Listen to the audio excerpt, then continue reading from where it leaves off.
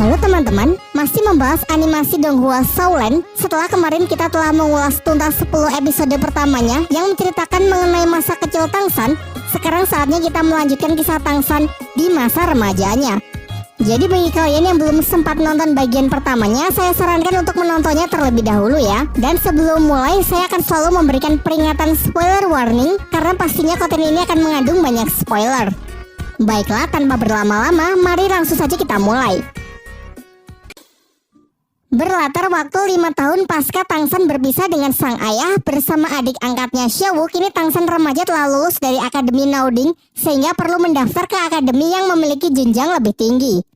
Begitu banyak pilihan akademi yang bisa mereka masuki, namun Master Xiao menyarankan agar mereka bergabung dengan sebuah akademi bernama Akademi Sri Lanka. Di tengah perjalanan mereka memutuskan untuk singgah di sebuah hotel yang ternyata cuma tersisa satu kamar. Sebelum Tangsan dan Xiaowu sempat check-in, seorang pria playboy datang dan menyela ingin mendahului Tangsan mengambil kamar terakhir tersebut. Diketahui pria ini bernama Daemubai. Tangsan yang tidak terima karena merasa telah pesan terlebih dahulu membuat suasana semakin memanas dan akhirnya terjadilah pertarungan untuk memperebutkan kamar tersebut.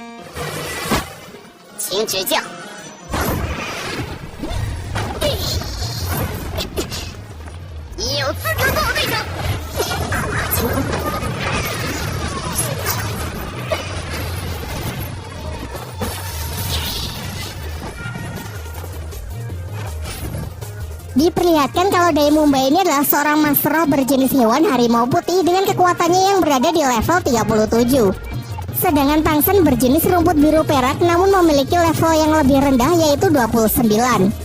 Akan tetapi baik tipe kekuatan roh pelindung maupun perbedaan level yang tak begitu jauh belum cukup untuk bisa menentukan siapa yang lebih kuat. Rumput biru perak milik Tangsan sangatlah fleksibel dalam bertahan maupun melancarkan serangan. Namun Daemubai terlihat lebih gesit karena selain berdamage tinggi, energi roh yang ia lepaskan juga membentuk perisai yang melindunginya dari serangan Tangsan dan cakarnya sangat efektif untuk memotong rumput biru perak. Ketika Daemubai lengah, Tangsan berhasil menangkapnya dan mulai menyebarkan racun. Sayangnya sedari awal Daemubai menyembunyikan kekuatannya yang tidak diperhitungkan oleh Tangsan. Sampai pada akhirnya Tangsan pun dibuat tak berkutik, namun Daemubai memutuskan untuk melepaskannya dan pergi begitu saja. Di kamar hotel, Tangsan teringat oleh seseorang yang pernah ia lawan di masa lalu yang kekuatannya mirip dengan Daemubai. Kala itu ia dapat dengan mudah mengalahkannya hanya dengan satu serangan menggunakan senjata jarum emas yang dapat menembus perisainya dan memiliki efek serangan perusak dari dalam.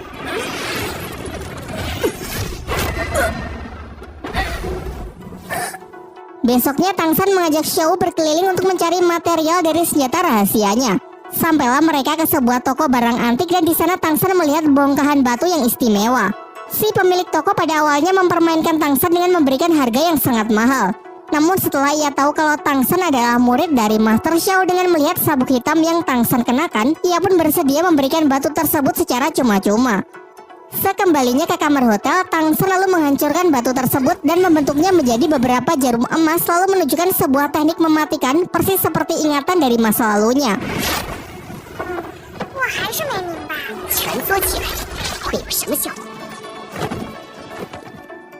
Singkat cerita, bersama Xiaowu ia telah sampai di tempat pendaftaran Akademi Sri Lanka. Di sana banyak para pendaftar yang tidak diterima karena pemilik akademi hanya menerima orang dengan level kekuatan di atas 21 atau yang ia sebut dengan istilah pemilik kekuatan monster. Diperlihatkan Daemubai yang ternyata merupakan murid senior di Akademi Sri Lanka. Ia menunjukkan kekuatannya yang seketika membuat para pendaftar menjadi pesimis. Tak lama setelah itu datanglah seorang gadis bernama Ning Rongrong yang langsung diterima karena ia telah mencapai level 26 dan berasal dari klan ternama yakni klan Cahaya Kibau. Sebuah klan yang dikatakan memiliki jenis roh pelindung tipe support terkuat di dunia dahulu. Sampai giliran Tangsan dan Xiaowu, mereka juga diterima dan lolos di tahap pertama setelah menunjukkan kalau mereka telah mencapai level 29.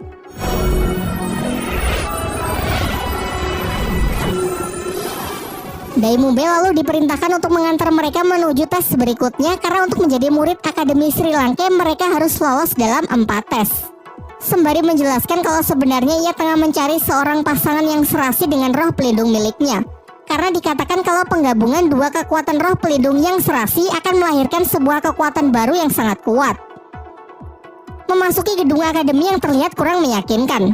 Tangsan di sana bertemu dengan seorang pria yang menawarkan sosis bernama Oishike. Oishike merupakan murid Akademi Sri Lanka yang seangkatan dengan Dai Mubai dan memiliki kekuatan roh pelindung yang sangat unik, yaitu tipe support makanan. Salah satu yang menjadi skill andalannya adalah menciptakan sosis pemulih stamina. Sementara itu, Dai Mubai membawa satu pendaftar lagi yang lolos tes tahap pertama yang bernama Suying. Ia telah mencapai level 27 dengan kekuatan roh pelindung jenis hewan kucing neraka. Singkat cerita, diajaklah mereka berempat untuk mengikuti tes terakhir karena kekuatan mereka berempat yang dinilai sudah sangat kuat sehingga tak perlu mengikuti tes kedua dan tes ketiga.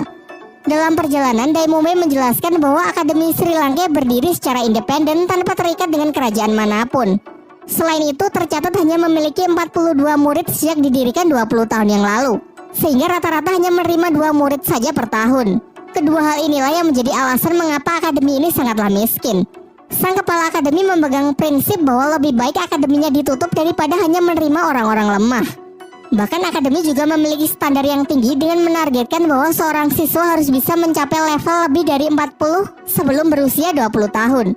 Hanya sedikit orang yang berhasil lulus dari akademi. Sisanya bahkan ada yang mati saat berburu siluman roh demi berusaha meningkatkan level. Dai Mubai lalu memperkenalkan para calon murid baru dengan salah satu guru yang dipanggil Guru Zhao, seorang master roh yang sudah mencapai level 76. Karena terlalu bersemangat melihat para murid baru di tahun ini yang lumayan berpotensi, Guru Zhao pun mengubah tes ke tahap keempat yang awalnya pertarungan melawan Dai Mubai, kini justru ia ambil alih. Dengan kata lain, mereka berempat harus bertarung melawan Guru Zhao di tes kali ini.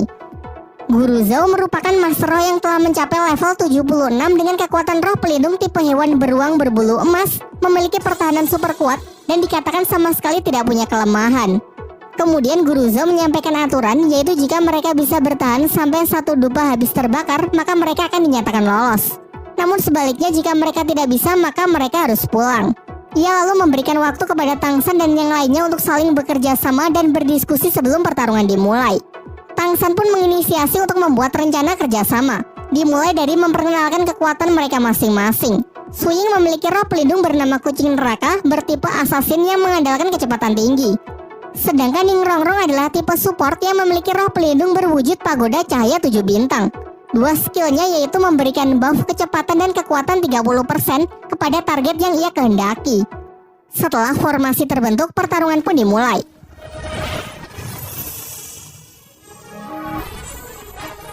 Sebagai tipe support, Ning Rongrong nyaris menjadi target pertama. Beruntung dengan tali akarnya, Tangsan berhasil membantunya. Dilanjutkan dengan kombinasi serangan mereka bertiga untuk menjatuhkan Guru Zhao. Menggunakan strategi super ofensif, pihak Tangsan tidak memberikan sedikit pun lawannya untuk melancarkan serangan balasan. Namun sayangnya pertahanan dari Guru Zhao benar-benar tidak tertembus.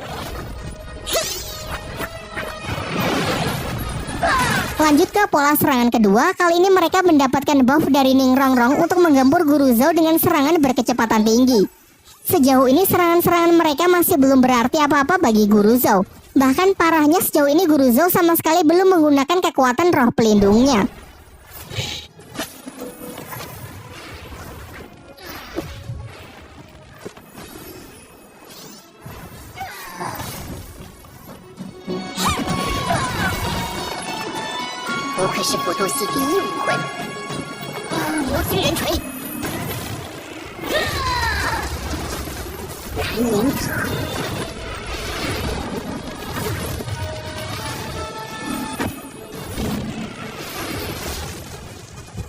Fatality. Sampai ketika Tangsan berhasil mendesaknya menggunakan penjara tali akar beracun, akhirnya memaksa Guru Zhao untuk serius. Ia pun menunjukkan kekuatan roh pelindungnya yang sontak membuat keadaan menjadi berbalik. Pihak Tangsan yang sudah mengeluarkan seluruh tenaganya kini benar-benar tak sanggup lagi berdiri. Akan tetapi saat melihat Xiao terluka akibat melindunginya, ia merasa telah menjadi kakak yang tidak berguna. Lantas ia pun emosi dan mencoba melawan seorang diri dengan menggabungkan teknik mata rahasia, telapak tangan besi dengan kemampuan rumput biru peraknya.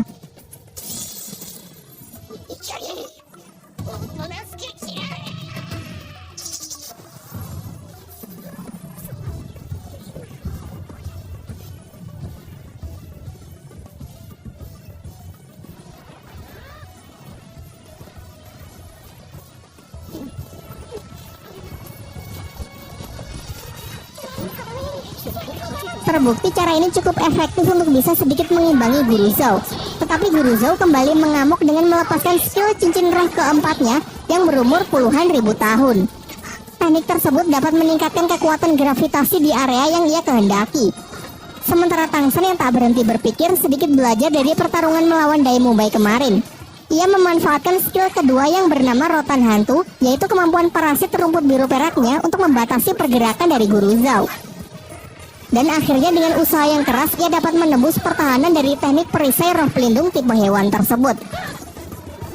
Guru Zhou yang mulai kewalahan menggunakan skill dari cincin roh kelimanya, yaitu gravitasi super kuat Black Hole. Di puncak pertarungan karena benar-benar sudah terpojok, Tang San pun terpaksa menggunakan kekuatan dari roh pelindung keduanya, yaitu hantaman keras palu Hotien yang sama sekali tak bisa ditangkis. Dai Mumbai lalu memanggil Oishiki untuk mengeluarkan sosis pemulihannya guna mengobati semua orang yang sedang terluka. Pasca duel yang sangat sengit tersebut, Guru Zhou mengakui kehebatan dari Tang San dan memutuskan untuk meluluskan mereka semua dalam tes kali ini. Selain itu, Tang San juga membantunya mengeluarkan jarum beracun yang tertanam di tubuh Guru Zhou. Di malam harinya, Guru Zhou dikejutkan dengan suara misterius yang memanggilnya dari luar akademi. Ia pun bergegas untuk mengikutinya sampai masuk ke dalam hutan. Tak lama setelah itu muncullah sosok pria berjubah hitam, namun Guru Zhou sama sekali tak bisa mengenalinya.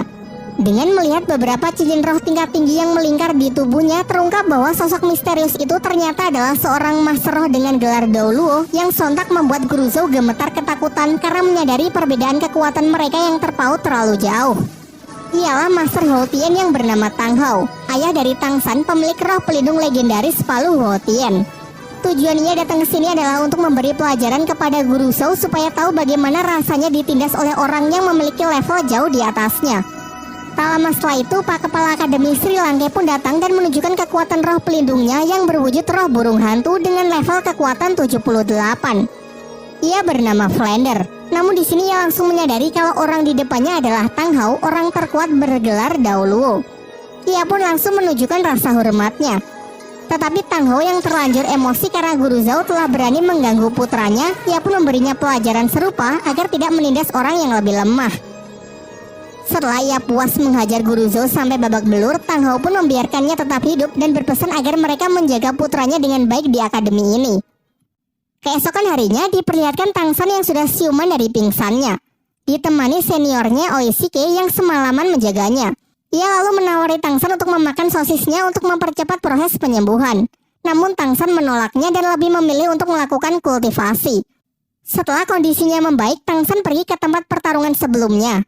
Di sana ia membersihkan belasan jarum beracunnya yang sempat ia gunakan untuk melawan Guru Zhou. Sembari itu ia mulai berpikir untuk meningkatkan efektivitas dari senjata rahasianya seperti saat masih di kehidupannya dulu. Karena pasti di masa depan ia akan bertemu dengan orang-orang yang jauh lebih kuat. Kemudian ia bergegas pergi ke kamar Xiaowu untuk melihat kondisinya yang ternyata juga sudah membaik. Kemudian Tang San meminta maaf karena kemarin ia tak bisa menepati janjinya untuk melindungi Xiaowu. Tetapi Xiaowu sama sekali tak menyalahkan Tang San karena memang Guru Zhou lah yang terlalu kuat. Saat tengah berkeliling desa, di tengah jalan mereka menyaksikan pertengkaran seorang laki-laki gendut dengan pacarnya. Diketahui bahwa pria ini juga merupakan murid Akademi Sri Lanka yang seangkatan dengan Oishiki dan Dai Mumbai yang bernama Mang Hao Jun. Xiaowu yang merasa geram melihat perbuatan kasar Mang Hao Jun terpaksa ikut campur. Begitu pula Tang San yang ingin melindungi adiknya. Karena merasa kesal dengan orang-orang yang berani mencampuri urusannya, ia pun memulai pertarungan. Mang Hao Jun ini memiliki level yang setara dengan Tang San, dengan kekuatan roh pelindung jenis hewan yang sangat istimewa, yaitu kekuatan Phoenix Api. Berdasarkan apa yang telah diajarkan oleh Master Xiao, hewan jenis Phoenix termasuk jajaran hewan terkuat yang memiliki serangan yang sangat bagus. Skill pertamanya adalah roh Phoenix berwujud ayam merah yang terlihat imut, namun ledakannya memiliki daya hancur yang lumayan besar.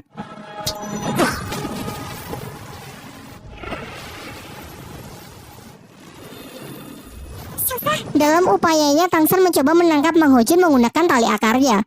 Namun tidak berhasil karena jenis roh pelindung tumbuhan ternyata sangat lemah jika harus berhadapan dengan tipe elemen api. Sampai akhirnya mengandalkan kelincahan dan paras imutnya membuat Mang Hao Jun lengah sehingga Xiao berhasil mendaratkan pukulannya kepada Mang Hao Jun. Untung saja sebelum pertarungan semakin serius, Dai Mumbai datang untuk memisahkan mereka. Saat suasana sudah tenang, Daimube lalu menjelaskan bahwa Akademi Sri Lanka di tahun ini hanya memiliki 3 murid, yaitu dirinya, Oishike, dan Mang Hojun. Kemudian ia juga menjelaskan kalau kekuatan roh pelindung milik Mang Hojun mengalami mutasi. Dari yang awalnya hanya burung biasa, bermutasi menjadi Phoenix api dengan kekuatan elemen api yang sangat kuat. Namun bisa dikatakan kalau mutasi tersebut tidaklah sempurna karena memiliki efek samping, yaitu akan membuatnya cepat emosi dan kehilangan kendali atas dirinya sendiri. Saat hal itu terjadi, ia bisa membakar apapun yang berada di dekatnya. Singkat cerita, semua murid, baik senior maupun para murid baru dikumpulkan untuk bertemu Kepala Akademi Sri Lanka yang bernama Flander, yang juga merupakan pendiri dari akademi ini. Dalam sambutannya, ia mengucapkan selamat kepada para murid baru yang mulai sekarang akan menjadi bagian dari Akademi Sri Lanka. Kemudian ia memerintahkan Oishike dan Ningrongrong untuk berlari mengelilingi desa sebanyak 20 putaran. Sementara Daimube dan Mang Hojun ditugaskan untuk menyampaikan segala aturan akademi kepada para murid baru. Namun sebelum itu, Flander mengajak Tangsen bicara empat mata untuk menanyakan bagaimanakah kabar dari Master Xiao. Lalu Tangsen memberikan surat dari Master Xiao yang dititipkan kepadanya sebelum berangkat. Entah apa isi surat tersebut, yang pasti hal itu membuat Flander merasa sangat gembira. Sementara itu kita diperlihatkan kerajaan klan Qibao yang juga merupakan tempat asal dari Ningrongrong. Terlihat di sana ada ayah Ningrongrong yang bernama Feng Zi. Tengah mendapatkan laporan dari seorang pendekar pedang bernama Jiansu mengenai Ningrongrong yang telah melarikan diri dan memilih bergabung dengan Akademi Sri Lanka. Sang ayah cukup merasa lega setelah tahu bahwa Akademi Sri Lanka adalah akademi yang cukup baik. Namun Jiansu yang merupakan paman dari Ningrongrong merasa sedikit cemas dan ingin memastikannya sendiri. Kembali ke Akademi Sri Lanka, semua murid kembali dikumpulkan termasuk Ningrongrong dan Oishike yang telah menyelesaikan lari 20 putarannya. Di sini Flander menanyakan kepada mereka apakah mereka berdua telah menyelesaikan tugas yang ia berikan. Dengan ekspresi ragu, Oishike pun mengiyakan pertanyaan tersebut. Namun Flander tahu kalau Oishike telah berbohong dengan mencoba melindungi Ningrongrong. Ternyata ia sendiri diam-diam telah mengawasi mereka. Oishike memang telah menyelesaikan 20 putarannya. Namun Ningrongrong baru 1 putaran malah pergi jalan-jalan ke kota untuk makan-makan.